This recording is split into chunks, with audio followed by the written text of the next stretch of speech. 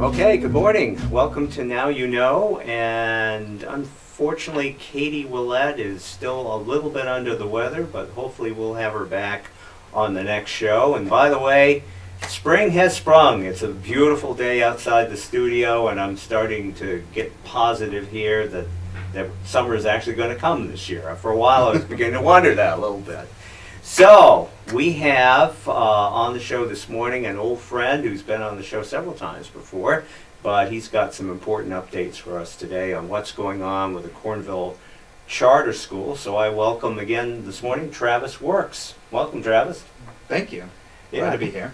Yeah, so we were talking a little bit before we went on the air that it's very important that community plays into what you do at the Cornville Charter School.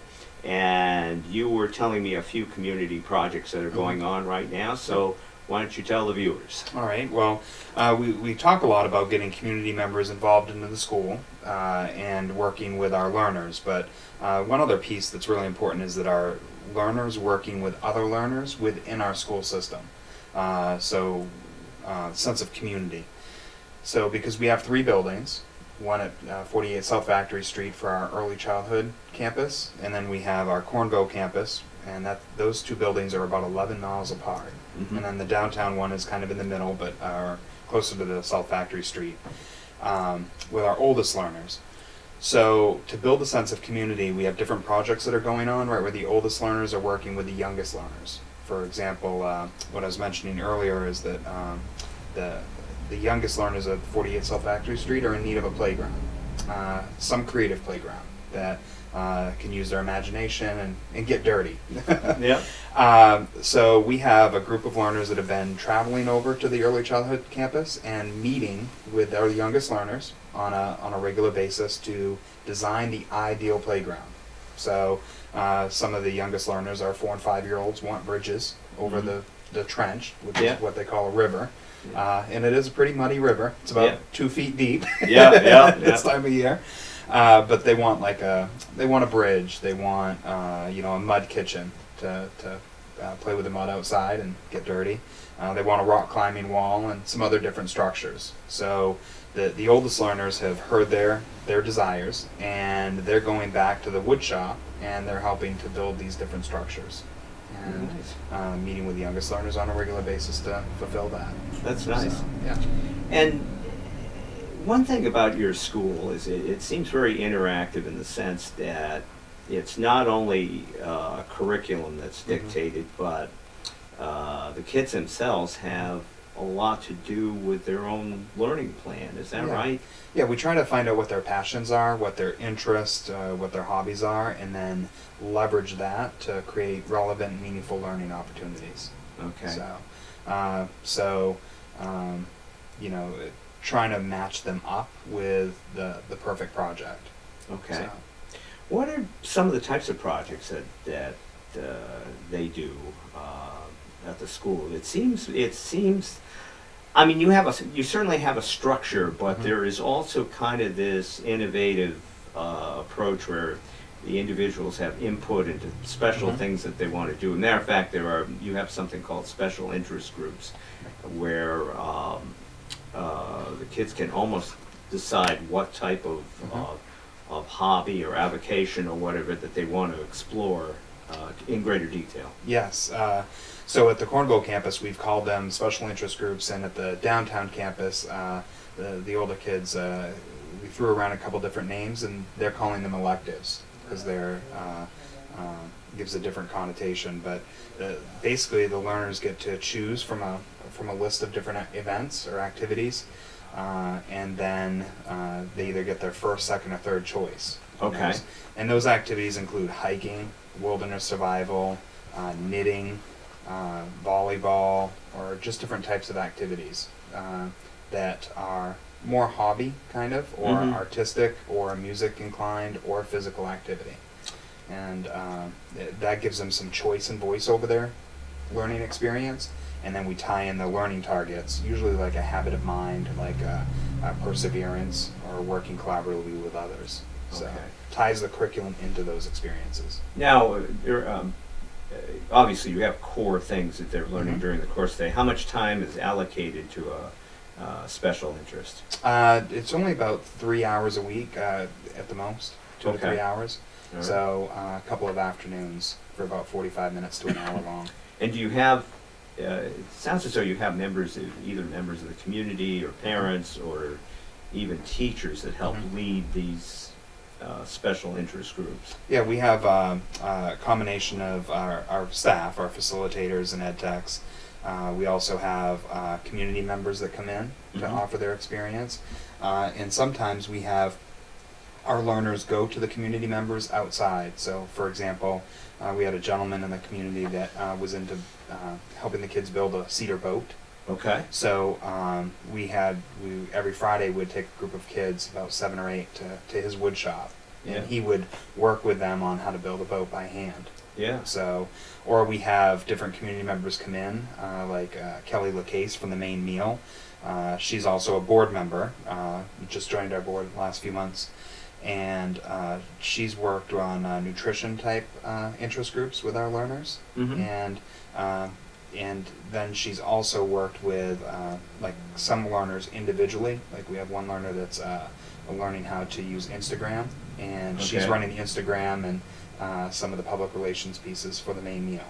So. Have you had pretty good luck getting community members and parents involved in these special interest groups? At the Cornville campus, it's always been a challenge because we're 10 miles outside of the city. Yeah, that's right. We do end up getting some volunteers, but we're always looking to add more. And changing that structure. And now that the oldest kids are in their building downtown, we're starting to look at those learners traveling to the Cornville campus on a regular basis to help be mentors and share their passions with other kids. Okay, so older kids are helping younger kids Mhm. along. Yes. Yeah. Yeah. So if you have an older kid who is into music, Okay. and be able to have that learner go to the Cornville campus for the last hour of the day and Yeah. share their passion and knowledge about music, strengthens their skills Mhm. and also builds the younger learner skills at the same time. I would think this would keep kids a bit more engaged, having Mhm. these opportunities as opposed to just having a straight day with math and reading and so forth. I mean, not that those are absolutely necessary Right. as core curriculum, but it's nice to give them something a little bit more Mhm. exciting that might expand their horizons and it even might dictate a future career for them. Right. Yeah, and Yeah. that's exactly. I mean, we have kids that really look forward to that part of the day because it's a day that they definitely have a lot of choice over. So, Yeah. yeah. So that sounds. Now, you folks were the Maine's very first charter school Yes. in Yeah. 2012, and the Maine Charter Commission, I think, created or appointed you folks or granted you a charter, right? Charter, yes. In Yeah. order to start out. So we're now going 7 years and so forth. And This is wrapping up the 7th year. yeah, and you've expanded a great deal. I think you Mhm. started with, what did I read, like 60 60 kids or kids, yeah. something like that, and now you're approaching 300, is that Mhm. right? Yeah, next year our target is about 330. 330. Yeah. And you've got 3 locations, Mhm. and the South Factory Street is the young ones, right? The pre-K and the K Yeah. and so forth. And that's also, it sounds as though that's your administrative offices, Yes. right? Yeah. And So everything half the else. building is like what we call central office. So. Okay. Yeah. And this used to be a childcare place, the building that Mhm. you're in right now. Was it Kelly's? Or Kelly's something? Learning Loft. Kelly's Learning Loft. So anyone's familiar with where this is, it's on South Factory Street in Skowhegan. So, and certainly everyone is familiar with the downtown Mhm. location. How is that been going, by the way? I know you're expanding the number of grades. Are we Yeah. into 11 yet? or- 11th next year. Next Yeah. year, okay. And then 12 the year Yeah. after that? Yeah. And then we Okay. graduate our first class. So. Okay. Yeah. So potentially, at that point, you'll be able to run kids all the way from the beginning to Mhm. graduation, right through the charter school? Yes. Yeah. Okay. So, how many do you have downtown now? 90. About 90 Yeah, downtown. and next year will be about 130, 140. 130, 140. Yeah. How is that working? You know, I'm a downtown business person, and I can tell you that I have seen really no issues that I can think of in terms of parking or problems, and the kids certainly seem to be, you know, when they're going different locations, doing it in an orderly way. Right. Has that worked out fairly well with you in downtown? Yeah, we haven't had a single complaint from a business downtown Yeah. yet, and this is we're going to be wrapping up our second year of using Open Campus Yeah. and having the kids that have earned that privilege to be out of the building. Okay. So the way that Open Campus works is that they have to be a model citizen, so good behavior, Yeah. and be completing work. Doesn't mean they have to have everything 100% or be a top learner, but they have to be working. Okay. And the kids actually drafted their own rules and Yeah. parameters around Open Campus a year ago. And during that Open Campus time, they can go outside for the full hour for their lunch and go visit other businesses and spend money, which the Okay. businesses have all, they've liked that. Yeah, yeah. But then also Open Campus allows them to get other privileges, like if they want a quieter environment to work in, they can go to the public library at different parts of the day when they're working on their independent projects, or Okay. they get extra gym time at the Somerset Fitness or at the Reddington Peak Pool. So that's how we get those physical education opportunities in. Oh, I see. So that's coordinated with both with Reddington Fairview, with Mhm. it at Somerset Yeah. Sports and Fitness, and also at the Peaks. I guess I didn't realize that. Yeah, so we drive them. So kids will sign up. On most days, they'll sign up after lunch or part of their lunchtime. They'll go over to the fitness center and they'll have a boxing class Yeah. with Carol. He's a retired boxer. In the I know community. Carol. Yeah. Yeah. So Yeah. he takes a group of 6 or 7 and they learn how to box, and he'll work with them for about an hour, Yeah. and then we drive them back. Or a group of them may want to go swim at the pool, or they may want to go to the rec center. So we're just getting those kids connected with the community. But so kids get those opportunities as part of the program, but if you have Open Campus, then you can access that more. Okay. So it's a little bit of an added benefit. Interesting. Yeah. So Open Campus is more than just lunch Yeah. out in the community. It's earned privileges. Okay. Yeah. Good. So they have to be model citizens. They in have order to be able- model citizens. If they're not, Yeah. then they go on what we call the bubble, which means that they can go out in the community, but they have to be with an adult. Okay. And then they're on. Then the last level is the no fly, which Yeah. means they're in the building. Oh, okay. All right. They don't go out at all. Basically, they're grounded. They're grounded. Yeah, okay. No fly. All right, got it. Now, what type of, and you probably don't know this, but I mean, what type of financial impact do you think they have particularly in the downtown area of Skowhegan? They're out spending some money and There's a theoretically helping local businesses. a bit. Yeah, when you have a group of 30 or 40 kids out there consistently shopping on a daily basis Yeah. at Cumberland Farms, Dunkin' Donuts, or the Bankery, Yeah. we know that has some kind of financial impact, but we haven't measured it yet. Okay.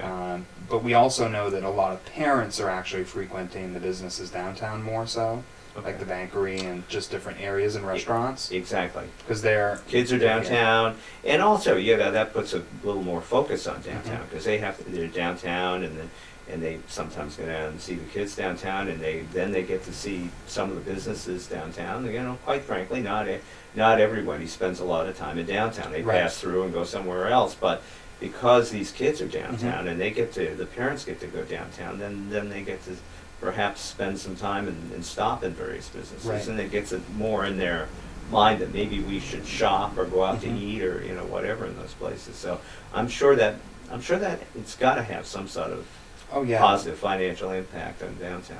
yeah, because we have a lot of parents that'll do parent pickup or parent drop off. Yeah. We have a handful of them, and they'll make it clear like, hey, I'm going to pick them up, but first I'm going to do some errands. Yeah. And they shop in town, and those are parents that do not live in the Skowhegan area. So Okay. we're giving them a reason to shop downtown by having the kids there. Because about a third of our kids come from RSU 19, which Yeah. is the St. Albans, Heartland, and Newport area. Yeah. And Okay. so we have a good number of families that are traveling outside of Skowhegan. I So- knew there were like at least 11 towns that Over 20. Over 20 now that send kids? Okay. Yeah. I had outdated information. You get stuff off the website, it's not always up to date. Yeah. No, we have learners that are coming from Farmington, Industry, Bingham, St. Albans, Heartland, Harmony, Pittsfield, Palmyra, Newport, Clinton, Fairfield, Waterville, Belgrade, and anything in between. Okay. So, and that includes Norwich Walk, Skowhegan, and Bingham and Moscow. So how's the busing situation working with the kids, or are you parking at a site outside of town, or meeting at a site outside of town and then bringing them downtown, or how does that work? I've kind of forgotten what the process is. So next year we have 6 buses. Okay. So we'll have a bus that starts in Farmington that comes through Norwich Walk, Yeah. right into Skowhegan. And so that takes care of the 2 buildings in Skowhegan, then it goes to Cornville. Okay. And then we have another bus that's starting in Fairfield, like near Okay. the Purple Cow area. And Okay. that'll come right through down the middle road in Skowhegan. Okay. And dump off in Skowhegan, then go to Cornville. And then we have a bus that'll be starting in Bingham, that'll come down Yeah. that way through Madison, Yeah. go to Cornville, and then end in Skowhegan. And then we have 2 buses over in St. Albans, Heartland, and Harmony area. Okay. So, Yeah. and then Skowhegan bus. So, It's a private busing company that. Poland's bus. Poland's service. bus service, Yep, of course. Yep. So local. So, Yeah. Yep, so they've been really good to us, and we've been really good to them. So. Yeah. Yeah. And it seems as though you've tried, certainly to involve local businesses, with your school. I know the lunch program is done by Main Meals, Yes. the cases, Yep. and they're doing that, and then that's what, hot lunch every day, and Hot lunch every day. Yeah. and that's on a scale system based on Income. Income. Yep. Yeah. So we follow the federal nutrition guidelines Yeah. for school lunch. So the families that qualify for free, they pay Yeah. nothing. For those that are unreduced, it's 40 cents, and then full pay, we charge $4. Okay. And the meal costs about $4.35. Yeah. So So and you're subsidizing, so. we are, and Yeah. every child that's free, we take a loss of about $1 per meal. Okay. Every time they eat. Okay. So, and with about 80% of our kids at free, Yeah. reduced range, that's a pretty significant loss. Okay. But we're committed to feeding them good food that's locally sourced and with a farm-to-table philosophy. So we're willing to make that investment. Now, Main Meal will deliver it to each of the campuses that you have. Is that how that works? Or? Well, actually, they're in these really they're fancy hot coolers. Yeah. That the pans slide into, and they keep the food warm for about 8 hours. Wow. And they only weigh about 9 pounds, so they're very light. And we have a custodian, Okay. a maintenance person that will drive to the Main Meal and then deliver to the 3 locations. Okay. Yeah, so we do the delivery. So Okay.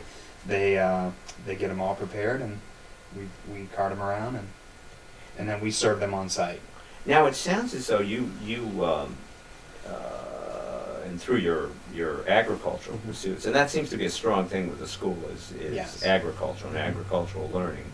And so you're actually, have chickens, have your own eggs, have a lot of your own produce, and then does that go to the Main Meal to process? And so it kind of comes full circle back to you again? Yeah, that's the goal, is getting, we have a 26-foot geodesic dome greenhouse out at Cornville. Yeah. And we had some complications with it, so that's up and running for starting this season. But we're looking at,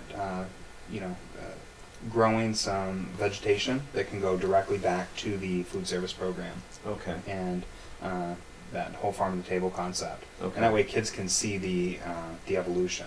In the past, we've had the raised beds, right, where the kids raise the squash, and then the squash goes in the meal program, or the eggs are used. So it gets that sustainable feeling. So kids have a chance to, spend time raising the crops Yes. and seeing how that's done, whether it be with raised beds or, however else you grow it. And then, of course, you've got the chicken coop with the eggs. And Yes. Yep, getting those, and we're over at the early childhood campus with the youngest learners. They're getting window boxes, and they're starting to grow some herbs and different vegetation over there. So Yeah. all 3 of our buildings And the Skowhegan location is the most challenging because there's no real estate to grow. But they're looking at leveraging the bay windows Yeah. because there's a lot of natural light in that building. So. Now, eventually, you're going up to the roof on that building, right? That's long-term, yeah. Could you grow stuff off the roof? That's just an idea. Well, the plan would be long-term, so we got to secure funding for that. Yeah, yeah. Is to do a rooftop garden up there with that's sustainable, like solar panels, Yeah. and but to really build in those that whole agriculture piece on the rooftop Yeah. and make it a focal point for the community. So, Now, you guys seem to be really strong on the agriculture part. Mhm. Is that something that is generally part of charter schools, or did you decide that that should be a focal point of the school? Originally that was never the intent. Yeah. In the original charter and the application, it mentioned bringing in local talent and community members, and it listed off like woodworkers or all these different trades, and then it said and agriculture, Yeah. and it was just one subtle piece, and from there was just a lot of interest for it, so it was kind of homegrown. Yeah. No pun intended. Yeah, that's right. But it's become a focal point, and and we go through these periods right where it's stronger than some years and so forth because we're still building it and finding that niche because Okay. we tried animals, Yeah. and that did not work so well. Yeah. It was a lot of work and Yeah. hard to sustain and maintain. So we pulled back and are focusing on the vegetation piece. Yeah. So and chickens. So easy, low maintenance. Absolutely. Now you've got a number of farms and so forth Mhm. around here that we're seeing this produce food locally and Mhm. so forth movement, which is going on right now, and you've got a number of local farms that apparently you folks are interacting with and actually going on tours of the farms, also Mean Grains as well. So basically the kids can see how things are produced. Right. Yeah. So that way they can see where the food comes from and also recognizing that there's a partnership. So, Yeah. And the main meal has been so instrumental in connecting us with those farms and Yeah. different local vendors. Yeah. So that way we let families know that the meat's coming from the Herring Brothers or wherever it's coming from, the Caford Orchards. Yeah, you got Caford and Grassland Mhm. and Tessier Farms Yeah. and a number of the local farms involved. Yeah, wherever they can buy local, that they really make that their mission and vision. So the whole idea, I think, is making the kids feel connected to their Mhm. community and buying local and producing local and so forth. So community seems to be a key word in what you folks are trying to do. Yeah, and our mission statement is actually community-centered Yeah. and uncompromising learner-focused. Yeah. So the learners are our focus, but we are centered around the community. Yeah. And that's a critical piece for us. You also have these service learning groups too, Mhm. where they can. And how does that work? So you mean like when we're working with different businesses in the Yeah. community? Yeah. So like the one learner that's working with the main meal right now is for her project, and her interest is working with Instagram and public relations. Yeah. So she's working with Kelly and Mark on just publishing photos of different meal options. Yeah. And already Kelly has reported that she's had an extreme amount of contact from potential clients or other businesses that would like to basically reach out to the main meal. Yeah. So, but that's an example right where there's a need in the community and getting the kids partnered up to help fulfill that need. Okay. And that's a one that to me that's a one or two dimensional kind of project. What we're looking at is that as we get the older kids into the building is these multi-year projects that are involved in the community, right, where they have to identify a problem Okay. and come up with a solution that impacts 4 to 5 community partners. So it's got to be a pretty big solution. Fairly It's gonna have a- comprehensive, yeah. Yes, and then they have to not only come up with a solution, but then they have to fully research it and then come up with a sustainable business plan for 5, 10, and 15 years to carry it out. And then they have to pitch that to local, state, and national audience members. Interesting. So if we're talking about a systemic change in the community and connecting our kids to the community, then that's a comprehensive way to do it. So you look at a particular problem to be solved in the community. Any examples of something like that? Like accessing or leveraging green space to be more, usable, or Okay. or if a business has an issue with getting, one systemic one would be getting more shoppers to the downtown area. So Right. that's a problem, It and a is. solution, whatever that may be, would impact a significant amount of people, and then you have to develop what kind of business plan, a sustainable business plan to carry that out would be. So what they're doing is the students are communicating with the businesses, and I'm assuming the businesses are cooperating in this and trying to. Yeah, we're just Yeah, getting right. it off the ground, so the ones that we've talked with, like the main meal and some other ones, are definitely on board. So this is the next show then, really. Yes, that's that. And my goal is that I want all of our learners to be able to drive through this town at some point, 10, 15 years down the line, and say that business or that park or that organization or whatever it may be is thriving because of the work that they did. So if we talk about retaining our youth, it's that's one way. If we can get them connected with the community and see that they have a purpose Yeah. and they can have an impact, then the chances of them wanting to come back to settle is a lot higher. Well, as I said, the community once again Mhm. seems to be a big word for you folks, and the very fact that you located dead center in the middle of Mhm. downtown Skowhegan, and gave those kids a chance to truly be involved in the community is quite something. Yeah. As you know, I Yeah. mean, there was a little controversy about this when it first happened. They were Oh, saying, yeah. "Oh my God, you're taking up valuable retail space, and parking-wise, what are we going to do? And how's the busing situation going to work? Mhm. And how the kids are they going to be okay? Are they going to be Mhm. unruly? All those things." Right. And it seems to me, from my observations, that things seem to have worked out fairly well. Yeah, it's been fairly smooth. So, and that location was a critical piece for us. Yeah. Because we wanted to be smack dab in the middle. We're only 330 feet away from the public library. Mm-hmm. So why duplicate a library when you have a great resource? Mm. It was very purposeful. But like you said, there haven't been any major issues. Yeah. Yeah. So it has worked out pretty Mhm. well.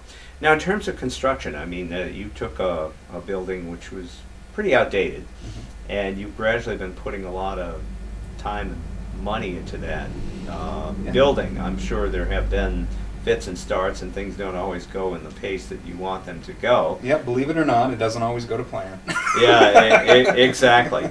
So, and I think John Harlow was in there and did some filming a while Mhm. ago, but I haven't been privy to that. So Yeah. apparently the audience has seen some of this. But Mhm. what are some of the in the past year or two? What's happened in there?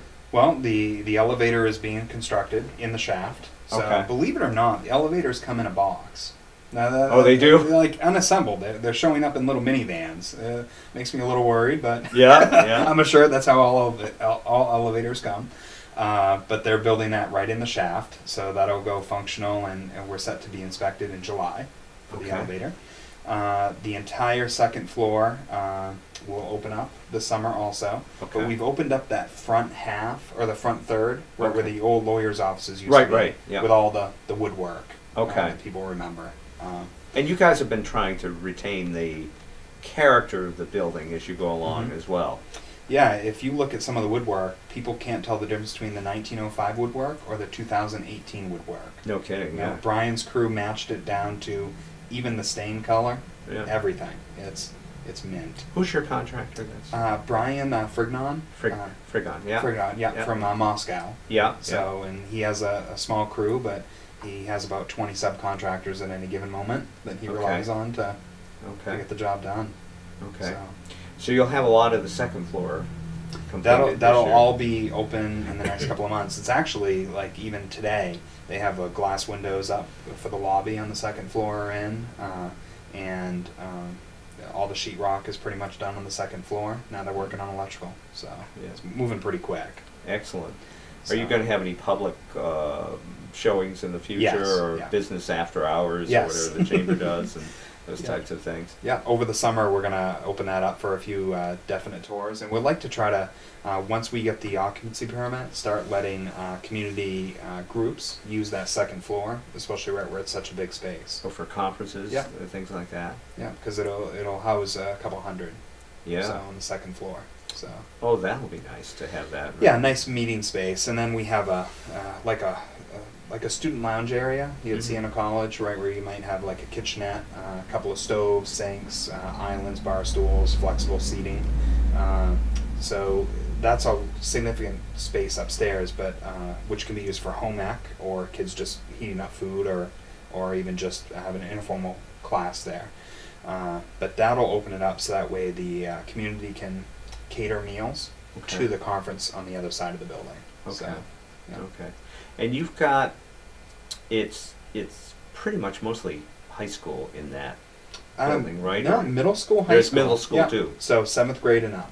Okay. Yeah. And I noticed on your website, of course, you got the 3 campuses, Mhm. and with South Factory being the youngest Yeah. mostly, but Cornville tends to go all the way from K to 7th or 8th. 7th or 8th. Yeah. And so you have some overlap, really, Mhm. between the schools, and that has, and that, because you have this kind of flexible learning system where some kids move along faster in some things than Right. others. So grades are a little bit on the fluid side, right? Yeah, we never organize the kids by grade level, what we Yeah. call data manufacture, Yeah. the day they were born. So we look at truly what their learning outcomes are, Okay. and in terms of placement, we look at their social emotional needs and academic.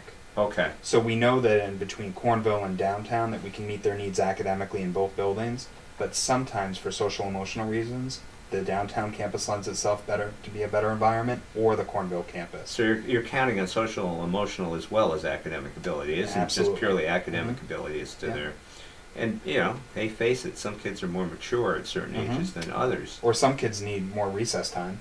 Yeah. So you can take a 12-year-old who just needs to play outside more, and the downtown campus doesn't lend itself to those opportunities necessarily. Yeah. So, So who's making that determination in terms of whether or not they're ready socially or emotionally or Mhm. academically to move to another grade? Is it a combination of teachers and mainly admin- staff, and then yeah. administration and staff. Okay. So we have that conversation, and then if a parent feels strongly, then we'll take that into consideration. But that's Okay. not because what we don't want to do is put a kid into a situation right where they'll fail.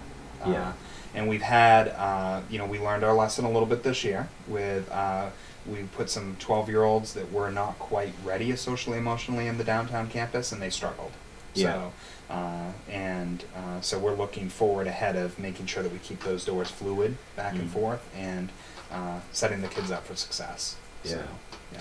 Because a lot of it's maturity. You may Mhm. have some kid who's brilliant academically, but Yeah, they may be into just different social emotional stuff with younger kids. So you can have a kid that's really high performing academically, but socially, yeah, they still connect with younger kids. yeah. It's so you want to just put them in the best spot. And you have some. I'm sure you have some kids that probably are range anywhere from gifted down to special needs or special. Yes. Yep. Yes, Both yeah. ends of the spectrum. So. Yeah, yeah. Yeah, we have about 30% of our kids are identified as needing special ed services, Okay. which is contrary to the national picture of charter schools. That's a higher percentage, isn't it? It's double the state average. Yeah. And typically people will think of charter schools as being exclusive and not taking kids with special needs, and that's just not true in Maine. So Yeah. most of the schools in Maine have about 20 to 30%. I think Maine Academy of Arts and Sciences has close to 40%. Oh, yeah. And the state average is at 15. So we have a high population. Well, you're not exclusive at all, really. I No. mean, it's just a matter of somebody applies to you, then you. As long as you live in the state of Maine, Yeah. that's the only requirement. And you fit our age level that we have openings for. That's it. And so, if somebody from, say, Saco wanted to come to Mhm. your school and wanted to Yeah. travel, you actually could take them or would take them if Oh. they had an ability to get there. Yeah, absolutely. And some of the charter schools in Maine, like we've had kids from Belgrade travel all the way to Cornville. Yeah. And that's a pretty big haul. We've had families that have lived out of state, like in Tennessee, that have Yeah. moved here, and they've looked for housing in our area. Other charter schools in Maine, like Baxter Academy in South Portland, they have kids that travel up to 90 minutes away. Okay. You know, so and even Snow Pond Arts Academy, which is now the main arts academy. They changed their name recently. Okay. They have kids that travel up to 90 minutes away also. Now, how many charter schools are there in the state now? There are 9. There are 9. And okay. there's one spot left open, but Yeah, I saw that the Charter Commission in the first 10 years could charter 10 schools, right? Yes. Was that what it was? Yep. And so they've got one more to do. And then what happens after that? well, the cap is set to be lifted, I believe, in 2022. Like it's set till then, and then the cap expires. So the legislature could either maintain that cap, or create a new cap, or just let it expire and keep it open-ended. So. Now, what's your sense of this? I mean, you know, some of this comes down to politics, and you had Governor LePage was very favorable, I think, and the legislature to charter schools, and now there's a new sheriff in town, and new party that dominates the legislature. How do you think that might impact you? I'm assuming that there must be some sort of lobbyist, or you folks lobby for the charter schools. Yep. There's a lobbyist for anything, so Yes. you know, and Well, to protect your it's- interests, you yeah. got to do it. Well, it's mainly, we have the Maine Association of Charter Schools, which is a very small group that are there as a volunteer basis that kind of keep us in the loop of what's going on in Augusta. And then it's up to the different heads of schools or executive directors of each of the schools to go and testify and help lobby for, in support or opposition to certain bills. So a group of us went down, I think there were about 7 of the 9 charter schools represented, to oppose a bill that would restrict us from using public money to advertise for openings. Okay. So, which every public school will, no matter where you are, will hang up flyers or advertise to some level, maintain a website, or put out literature for letting people know what they offer. But this bill was specifically targeted to charter schools, saying that we couldn't use any of our public funds for that. Okay. So, and the Ed Committee had, rejected that bill after hearing the testimonies that it was a double standard, and it wouldn't be fair to isolate one type of school over another. So you have to keep your eyes on what goes on in Augusta. Yeah, As yeah, I we said, monitor the bills. There's a lot of stuff going on. Yeah, like we just testified against they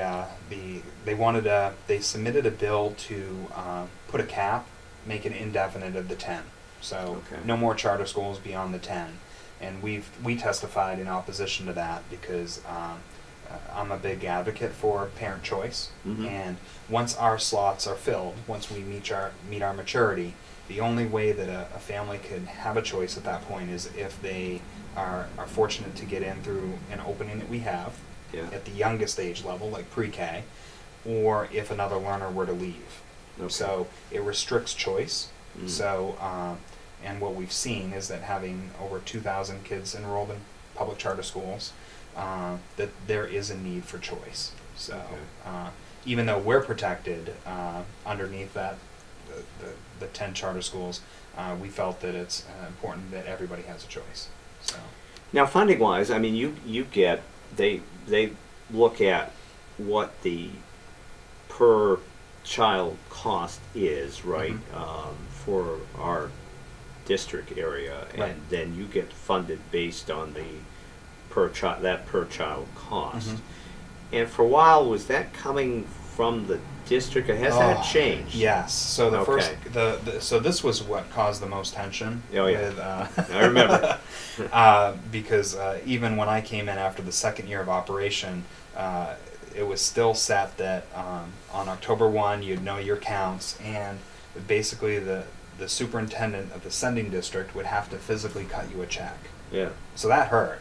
Yes. When you're physically cutting the check, and they hadn't budgeted for that loss. So it was really tense because not only are they losing money, they have to physically hand it over, and it was a mess.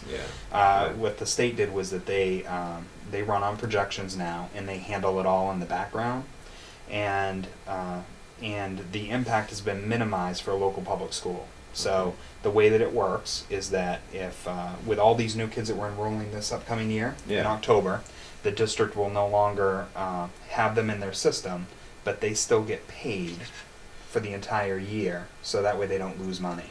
Yeah. In the beginning, they would lose money that current year. Yeah. Now the sending district gets to retain that money for 1 year so they can plan.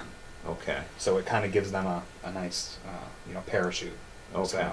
So, and then the state pays us basically 97% of what they consider the amount to educate a child. Okay.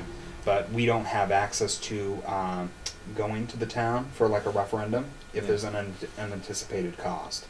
Okay. So, for example, I think it was like the last year or two, Skowhegan needed like roof repairs. So they sent that to the taxpayer, to the voters, to then raise that money that In the way. middle of the year. In the middle, right? Yeah. Yeah, and we. It's almost like a special assessment. Really. Yeah. So we don't have that option. So we're given our budget, and that's what we have to work within. So. So you better. So are you allowed to now? You get paid per child, but is there a and that's it, right? Yeah. So there's no extra padding contingency that you can It's add only on what top only of what that. we put away. So into like into reserves. So Okay. yeah, our fund balance. So Okay. yeah. So we have to be very careful, and if you have a learner that you enroll, it's really a high cost learner. Yeah. Because if you have to place them in a special purpose private program Yeah. for special ed, it could cost up to $100,000. Okay. So that's a pretty high price tag. So you get money from the state per child or projected per Yep. number of children, but you also have a construction going on and plenty of money that's going out there. I mean, where does all this come from? So we use that money that's given to us by the state, and we have budgeted for a loan payment. So it's a commercial loan for 20 years at about 6%. Okay. Yeah. Okay, So- with local banks. with local banks, Bangor Savings. Okay. So so we have to budget all of that in. So it's a little bit of planning involved here. it is, yeah. We don't qualify as a public charter school. We don't access or have access to the state revolving funds for renovations. So schools that are on the construction list, in the law, we are restricted from not having access. So, and that's at a very low percentage rate over a much longer period of time. So why wouldn't you qualify for that? When charter schools came in first, that was one of the stipulations that they had written in the law for facilities. Yeah, so It would be nice if you could. I know it would. It would save money. But, but no, we make do. So Yeah, and you are making a lot of progress with the schools. yes. Now, eventually you're going to do, one of the things that the community will notice is the facade, the front. And of course that, you haven't got that finalized yet. And No. you've gone for facade grant money too with a matching program or whatever. Yeah, so the Skowhegan, because we have the facade grant through town of Skowhegan. Right. So that'll take care of over on the commercial street side, at least the school portion. Yeah. And then we'll work on Ginny's and the thrift store space. But we just applied for a large grant, thanks to Main Street Skowhegan. They connected us with the Maine Development Foundation. Okay, That was yeah. seeking a larger grant for the state of Maine for historical preservation. Oh, So okay. our project that we put in for that one is for all the bay windows on Water Street to be fully restored with the copper trim and everything. So, Oh, nice. yeah, and there's even terracotta work around the entrance to the old grand staircase on Water Street side, Okay. and a medallion up on the second floor on the outside. That's all part of that restoration. When will you know about that? They said within the next month or so. That'd be nice. Yes. And then what would be the time frame once you get approved for it? I think we're considered shovel ready. Oh, okay. Oh, okay. That they were looking for somebody who was shovel ready, and that's really hard for them to find somebody to go into the grant that would be ready. But with Brian and Steve right there, we've been ready to go. That's so right. yeah. Yep, and then you have Steve Cavoni on board. Yes, Steve is the engineer, and it's been phenomenal. Yeah. Attention to detail. When I met with him back in 2016, a long time ago, that was we sat down and said, what are the key pieces for the project? And we shared with him our philosophy, what we wanted for space. And then the other piece was that we wanted to keep it at least 90 to 98% historically accurate. Okay. Yeah. So, and he has lived up to every part of that. So, any compromises that we've had to make because of money, we keep in mind of what we can put back, but everything that we've done to date is right down to the detail. That's wonderful. So he's right across the street from you too. Yeah. His office now, so I that's know. pretty convenient. He opened up that office about a year ago, and that's been great. Yeah. So, yeah. He said he didn't know if it was a blessing or a curse being there. Yeah, he is right in the middle of everything right now. He is, but I got to say that Brian's crew, there isn't anything that's been done that has to be redone. Everything's right on the money. Done right the first Excellent. time. Yeah, and they've both been with you pretty much from day one, haven't they? Yeah, since the beginning. Yeah. Since 2016. Yeah. They've and I think we started the demo in March of true demo started March of 2017. So yeah, I first toured the building on June 30th, 2016. So Okay. And Kevin Holland, the previous owner, made a commitment to him that we were going to historically preserve the building as much as possible. So Okay. yeah, that was his concern, is that he wanted somebody who was going to be an economic driver for the downtown area. Mhm. And also to preserve the building. Well, Those were his two main concerns. Well, we certainly appreciate Yes. that, and you've done both of those. So Yeah. very good. Now, you've been in existence since 2012, and Mhm. you guys certainly have expanded a great deal during that period of time. Academically, let's Mhm. go into reading, writing, arithmetic, and some of the core things that we learn. How are you doing in those areas? And I assume you have those measured every year in terms of the progress that you're making. Yeah, we have 30 for what people may not realize is that with a charter school, we have about 32 indicators that we have to be measured on every year annually. In addition to all the other measurements that the state uses for every other school. So we have a pretty good list of things that we have to report out. Yeah. And at any point, if we're not making growth or success or changes, then we technically can be shut down. Okay. So we're very cognizant of performing. Okay. Because So if you don't meet, minimum standards, Mhm. and you have 32 areas that they measure that, Yeah. then they could say you're not doing your job. That's it. right, yeah, And they could revoke the charter at any point. I'm assuming you're meeting them. You were meeting them, yes. Yeah, and so in academically, like when you look at the state assessment, that's only one indicator. Yeah. Our kids don't test well. Yeah. There's a reality with that. When you look at our other academic performance measures, they're making growth, Yeah. which is good. And we have, and some testament to how well some of our kids are doing is that we have 5 kids out of only about a dozen at the 10th grade level that are taking college classes at KVCC. Okay.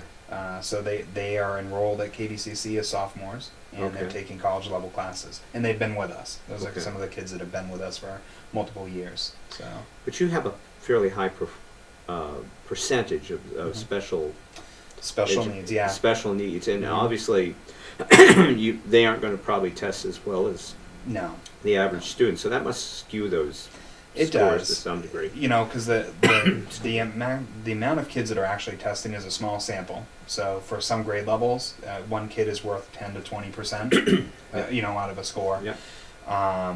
And then you have a high amount of kids that are that have special ed needs. Yeah. And we don't want to blame or put the focus on special ed because I want to be fair to them, but we do have twice the state average. So when you look at scores, it does skew the results pretty significantly. Yeah. So Does the state account for those types of things, knowing They that do. that is the case? the charter commission does, because we have to prove all of our kids. So we have to make a case every year if the scores are not looking favorable, especially on the state one, why? And then we look at the other sources of data to say how those kids are performing individually, looking at their starting point and where they're growing throughout the year. So, Okay. and we use like a national normed reference test, which means that it's the test that's used across the country, the NWEA. Okay. And it's a computer-based test, but you can see how a kid is at their percentile. So let's say we consider 50th percentile as meeting. Yeah. So across the, a nationally normed test. If you have a kid that's at the 25th percentile, which is low, and they moved up to the 30th, that's huge growth, because they not only made a year's growth, but then they made significant bounds beyond that. So basically, they're also accounting for the fact that even if you have a percentage, or you're not performing overall as well, Right. if you can show that there has been progress On the individual level. on for the those individual kids, yeah. level, then that helps. Yeah, because Yeah. we look at a growth model, so Yeah. just because a kid has not met that proficiency line doesn't mean that they're not close, or they're not making progress towards that goal. Okay. So, and for some kids that enroll, it just takes them longer to get there. So what percentage of the day, and I'm sure it varies, but what percentage of the day do you focus on the core academic things, the reading, writing, and arithmetic? Yeah, it's about 3.5 hours a day in the morning, and Okay. then in the afternoon it's about another hour for what we call seminar, Okay. which is science and social studies, and Okay. interweaving in math and reading into those. So, Okay. yeah, so it's a good part of the day. Okay, and then the other things would be the special interest stuff, Yeah. the phys ed, the, And those are only about Yeah. an hour a day at the most. okay. Yeah. So. What's the total hours in a student's day usually? The learners from 8 to 3:30, so their day is about 7.5 hours. Okay, so it's a long day. It's a long day, which other schools in the area start at 8:15 and they get out at 2:15, so Right. they have a 6-hour day. Yeah. And we go that extra 90 minutes, 4 days a week, and then we call it a half day on Fridays, but the kids don't leave until about 12:45, so it's Okay. almost a full day. Oh, okay. compared to, but that's where we do our professional development. But yeah, our kids go a longer day, which Yeah. means, and that's a barrier for some families that have to travel. We try to keep our bus routes to no more than 1 hour from start to finish, Okay. which is a pretty tight time frame. But by the time they get home at, let's say, 4:30, 5 o'clock, it's a late day. It's a late day. It's a long day, and I'm assuming they have a fair amount of homework sometimes to do, or Well, our homework is really just the 30 minutes of reading at night and Yeah. spending time with their family. okay. So it's like So that's a little different than the traditional school. Yeah. Kids that have independent projects that they're really involved in, that have deadlines, they're going to work towards those, but just naturally because they're motivated to get them completed. But I equate it to that we go to work for 8 to 10 hours a day. We don't want to go home and just do more of the work. That's right. Yeah. As adults, so our kids are not in school for only 6 hours a day. They're in school for 7.5. So most to- all of it's being done at school. Yeah. They have a long day. So, Yeah. yeah. And we build in time for them to work on their study habits and their study skills throughout the day, especially with the older learners. They have some independent time, so Yeah. almost like a study hall, but they can either choose to work on their projects and continue with those, or to complete some other tasks that they have to get done. Is there a way to measure that how your kids are doing versus had they gone a more traditional route and It gets harder to say like how would that individual have fared. Yeah. We know that we have some kids that were on the dropout path. Yeah. They were, for all intents and purposes, like we had one girl that went to school 3 or 4 days an entire school year, the year before coming to us. Now she has almost perfect attendance. oh wow. So she was on the path for being a dropout, and now she's fully engaged in her learning and one of our top ones. So Wow, that's very really- bright. Just had some social emotional issues going on at school, so we started her with like a modified. We really worked with the family and said, here's a way to modify her schedule, and then eventually got her to a full day schedule. Wow. So That's certainly a success story there. Yeah. So, and we have a number of those that parents will report that their kids didn't want to go to school. They had to fight with them to get to school Okay. every day, and they had attendance issues, and now they have to fight with them over break of they can't go to school. Yeah. So, so it's a good feeling. So we get That- those individual stories. Well, that's interesting. So a number of your kids are kids that were not perhaps performing Mhm. well under traditional settings. Yeah. Do you have folks now that just start right with pre-K and then Oh, go yeah. right on through, and they Mhm. just say, well, based on what we've seen with this charter school, we're just going to start them right out, and we're completely comfortable with that. Yeah, we had out of the 32 kids that were in pre-K last year, we had 25 that are re-enrolling for kindergarten next year. Okay. So we only lost 7. And a couple of those were because they moved out of state, Okay. or just because of travel. Cornville was just a little too far. Yeah. So we have a high retention rate at the lower grades. So Well, I'm sure yeah. that's a measure of success Oh, if you retain a Mhm. high percentage of the Mhm. people that start with you. Yeah, Uh, and they can see that that growth over time. So Now, structurally, you have a board of directors. Yeah. And I counted, what, 4 of them, including yes, yeah, you? yeah. You And guys, ideally, we're trying to get up to 7 to 9. okay. That would be the ideal spot. Hmm. So if you know of anybody, Yeah, that's right. that's not already involved on multiple boards. That's right. That's tricky in our region is to find people that are committed that aren't already overtaxed Oh, yes. with time. So, Yes. Although, you know what they say, if you want something done, ask a Mhm. busy person, right? Yes, right. So, I'm sure there are some of those folks that are out there and can do that. Now, do you have like monthly meetings Yeah. that are open to the public? Yeah, so it runs just like any other school district would for a board of directors, and however, they're not publicly elected. Mhm. And that was done in design from the Charter Commission from the onset, because they wanted people who were invested in the school itself. Yeah. And that doesn't mean they're a parent or from the community. They can be anybody. Okay. But what that meant was that they didn't want people just joining the school board for a special issue Mhm. or for an agenda. Okay. So, like, I've been on in a school district, right, where people have joined because their daughter had too much homework and they didn't like a certain staff member. So that became a kind of an agenda to be on the board. Yes, yes. So it's to get rid of those pieces. Good. And just keep it as a functioning public board. Well, I certainly like to see that Yeah. because I've seen that over and over again in my lifetime, my Mhm. business lifetime, of people getting on the boards for what I think are the wrong reasons because their son was wronged or Mhm. something and they want to write that, or there's all sorts of reasons other than just being altruistic and wanting to work and serve the community, because Mhm. ultimately that's what you want. You want Right. people on there with no baggage and Mhm. just want to do what's right for the For- school and right, for the yeah. community. Mhm. And that's what you got, and that sounds like your process Mhm. is accomplishing that. Yeah, and the way I equate it is that, just the average person can't walk into the local hospital Yeah. and want to join the board because they didn't like someone, a surgeon's technique.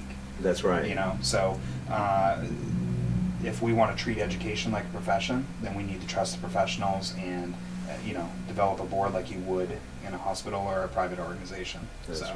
But all the meetings are held in public, so we publish our meetings and minutes on our website, so those are all open, and the meetings are held in public.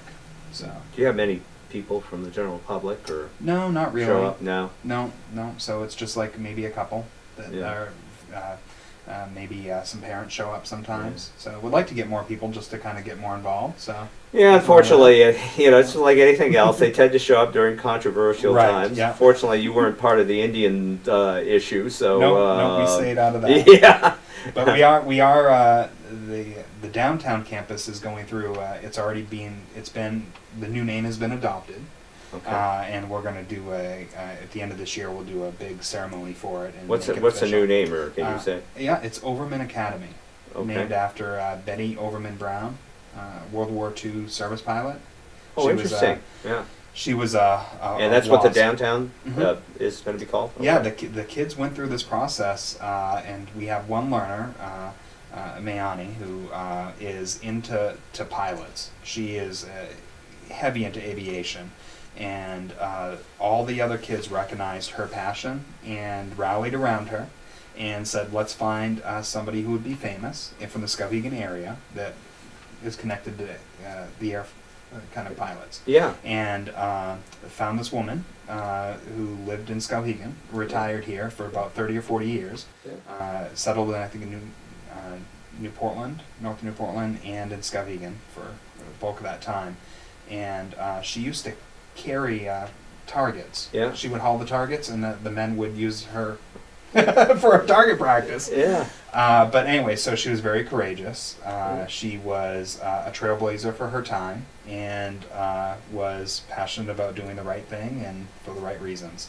Oh, fantastic. And, there's a lot of themes with that the kids picked out. So When did you say the ceremony is? we're going to be doing it over the summertime. The kids are actually putting together the schedule. So Oh. they reached out to Betty Brown's son, because Yeah. she's passed away. He lives in Vermont, and he was thrilled, and he's actually FaceTimed with the kids and given them a lot of information. So Fantastic. yeah. Fantastic. So the board just approved that last month to Yeah. move ahead with the naming and start up the naming ceremony. Fantastic. So it'll be called Overman Academy. So All right. Well, believe it or not, we have gone through an entire hour. Wow. And it's amazing Alrighty. how fast that Yes. was. And, you know, we've had you on several times, but Mhm. I think we have today talked about a number of issues or Yeah. got into issues in more depth than Mhm. what we might have had on previous shows. yeah, I think we talked a little bit more of the kids today. Yeah, so I think that was excellent. Mhm. So, Travis Works is our guest today from the Cornville Charter School, and appreciate having you on. I'm sure we'll have you on again at some point Yes. in the not too distant future. And I'd like to thank everybody for watching today, and now you know.